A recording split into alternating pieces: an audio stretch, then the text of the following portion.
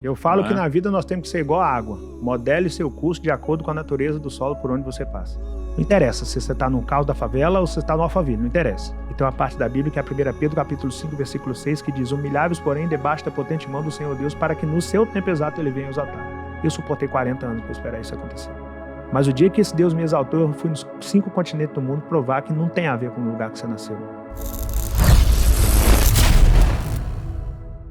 E num lugar desse, o trabalho era tão pesado que a minha mãe sofreu derrame cerebral. Estourou uma veia na cabeça dela. Aí levaram a minha mãe para a cidade mais próxima, que era Campina Verde. Chegou lá, o médico falou: não dá nem para mexer nessa paciente aqui, mas tenta levar para Uberlândia, que já era, sei lá, 300, 400 quilômetros depois dessa cidade. Talvez ela não chegue lá viva, mas se chegar, o hospital tem mais estrutura para operar. Meu pai pegou minha mãe e levou para Uberlândia. Cheguei em Uberlândia, o médico olha para minha mãe, vira para meu pai e fala: cara, pode chamar os filhos para ver a mãe pela última vez, que ela não vai passar dessa cirurgia. Nós até vamos fazer, mas ela não passa. Aí meu pai chamou os filhos e falou: olha, nós precisamos fazer a nossa primeira reunião de equipe aqui. Eu não sabia nem o que era equipe. Ele falou: nossa família funciona como uma empresa. Essa imagem é muito forte para mim, esse dia para mim é muito forte. Eu penso que ali começou a minha história de sucesso. Meu pai falou: nossa família funciona como uma empresa. Os da Silva. Eu sou o líder dessa empresa, isso meu pai falando. A mãe de vocês é outra líder e vocês são nossos liderados. Segundo a medicina, a mãe de vocês não passa dessa cirurgia, mas nós conhecemos Deus que nós servimos. Só que se caso ela não passar por vontade de Deus e não segundo a medicina, o líder vai precisar do liderado para suportar esse momento. Eu posso contar com vocês? Nós falamos: pode, pai.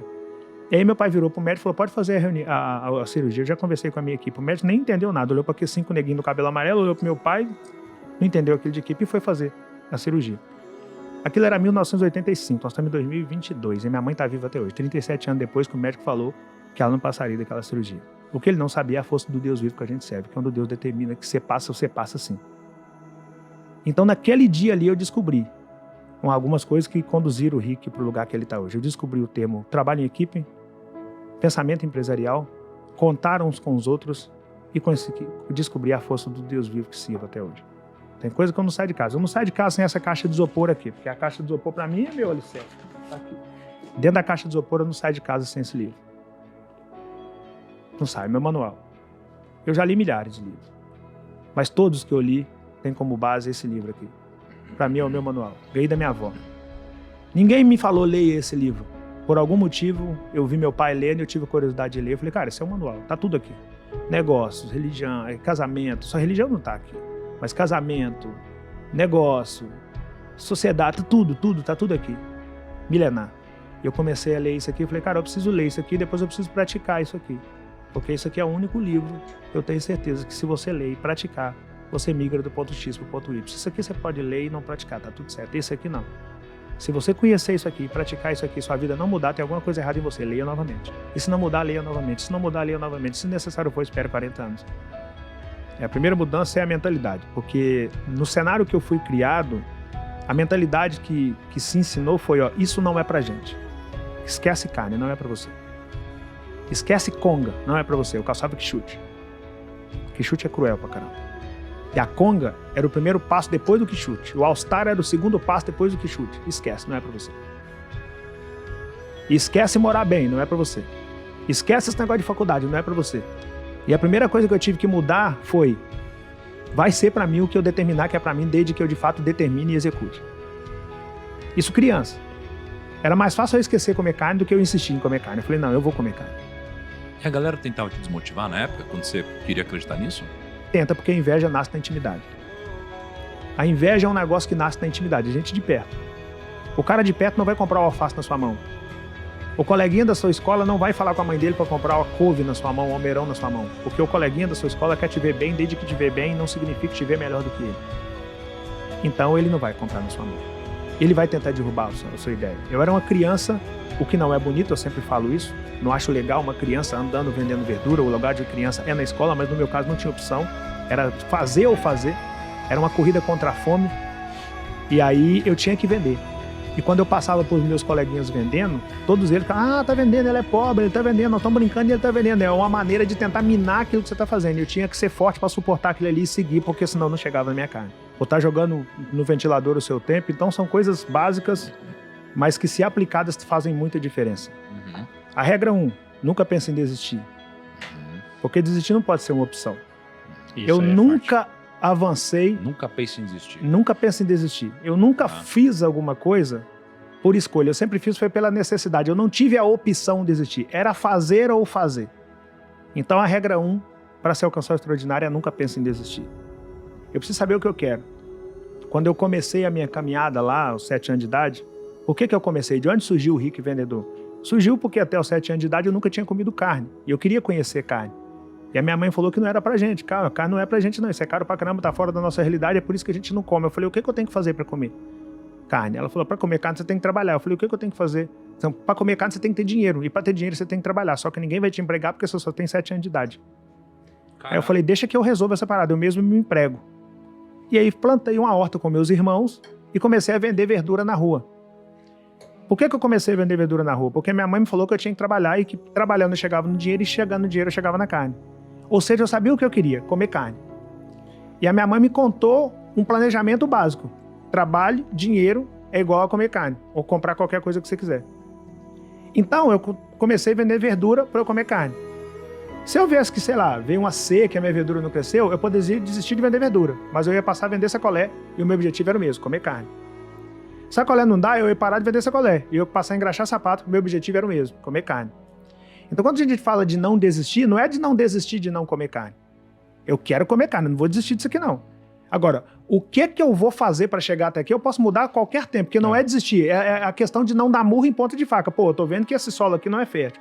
Eu tô vendo que a alface aqui não cresce. Eu vou insistir em plantar alface aqui? Errado isso. Eu posso vender sacolé porque eu tô num lugar que é mais quente, então eu vou vender sacolé porque nesse momento dá para eu vender sacolé. Veio o inverno? Não, então agora eu tenho que vender capa de chuva. Vai chover, eu vou vender capa de chuva, não vou vender sacolé. Agora, o objetivo é o mesmo. Seja lá o que eu for fazer, o objetivo é chegar no dinheiro e depois chegar no dinheiro, chegar na carne. Do propósito. Eu falo que na vida nós temos que ser igual a água. Modele seu curso de acordo com a natureza do solo por onde você passa.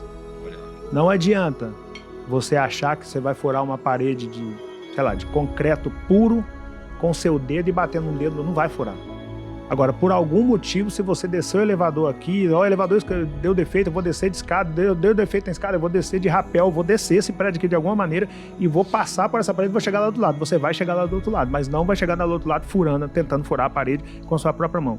Você vai morrer ali e não vai conseguir fazer isso acontecer. E o que acontece com muita gente? Insistir em projetos que visivelmente não vão sair daquela ótica ou daquele patamar ou daquele degrau e achar que daquilo ali vai alcançar o seu extraordinário. Ou culpar o universo como, cara, eu sou um cara esforçado, eu sou um cara dedicado, eu sou um cara que faz a minha parte e eu não consigo. Por que eu não consigo? De repente você é até um cara esforçado, é até um cara dedicado, é até um cara que faz a sua parte, mas você está insistindo em uma ideia que não vai te levar ao extraordinário por esse viés. Mas de repente você pode buscar novas maneiras de fazer a mesma coisa para que essas novas maneiras de se fazer a mesma coisa possa possibilitar a sua condução para o seu extraordinário. Não interessa se você está no caos da favela ou se você está no Alphaville, não interessa. Você tem que ser o extraordinário daquele lugar, você tem que ser a parte boa daquele lugar. Não interessa como é o lugar se você se propor a ser a parte boa dele. No cenário onde eu nasci é como se a vida virasse para mim e falava, meu parceiro, é o seguinte, vou te apresentar, eu sou a vida, tá? Eu vou te apresentar como funciona aqui. Você nasceu, seja bem-vindo, você está na favela, tem um fuzil aqui, você quer pegar? E tem um livro aí, o que você escolhe? Eu falei, eu vou escolher o livro. Ah, mas o livro eu não sei onde ele está não, está escondido. Eu vou achar o livro. Pega o fuzil, tá mais fácil, o fuzil daqui não, eu vou achar o livro. E se você não achar o livro? Se eu não achar o livro, eu escrevo o livro, mas eu vou ser a parte boa desse lugar. Cara, eu acredito muito que Deus escolhe os dele e capacita os dele. Eu, baseado na vida que eu tenho, no ambiente que eu fui criado, no cenário que eu tive que enfrentar, eu não tenho a menor dúvida que eu sou um escolhido. Porque a mentalidade que eu desenvolvi naturalmente no lugar que eu nasci é muito difícil de ser desenvolvida. Eu não era seduzido pelo melhor tênis naquela época. Hoje eu tenho coleção de Jordan, eu adoro Jordan. Mas eu não era seduzido naquela época por ter o melhor tênis. Eu não era seduzido por ter a melhor camisa, eu não era seduzido por ter a namorada mais bonita, eu não era seduzido por aquilo. Eu era seduzido por aprender o máximo que eu podia com meu pai, porque a minha mãe adoeceu muito cedo e eu não dava para eu aprender com a minha mãe. E eu tinha medo de perder meu pai na adolescência. Eu falei, cara, eu tenho que aprender o máximo que eu puder com esse cara, porque se eu perder esse cara, eu tenho que conseguir girar minha engrenagem aqui. Então eu era muito espelho do meu pai. Fisicamente falando, eu pareço muito com meu pai e eu sempre observava meu pai nas ações dele, que eu queria aprender com aquele cara. Então eu não era seduzido com o externo. E por que eu falo que eu sou o escolhido? Porque por algum motivo eu não comi carne na infância. E por algum motivo um dia me zombaram de mim porque eu não comia carne e por algum motivo eu fui até minha mãe e falei, mãe, o que eu tenho que fazer para comer carne? Aos 7 anos de idade. Então, antes de eu descobrir que o cara conseguia comprar o tênis com dinheiro do tráfico, eu descobri que eu conseguia comprar carne com dinheiro da verdura.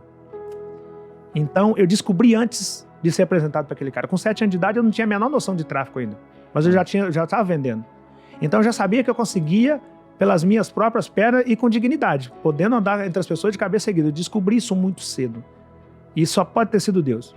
Eu não consigo outra explicação para ter a mentalidade e as escolhas que eu fiz dentro do ambiente que eu fui criado, sem contar o meu pai, a não ser Deus. Fala, cara, eu tô te escolhendo. Você vai passar por um caos absurdo aí, mas o dia que você se erguer, o dia que eu te colocar a mão, o dia que a promessa se manifestar na sua vida, as pessoas vão querer seguir o Deus que você serve.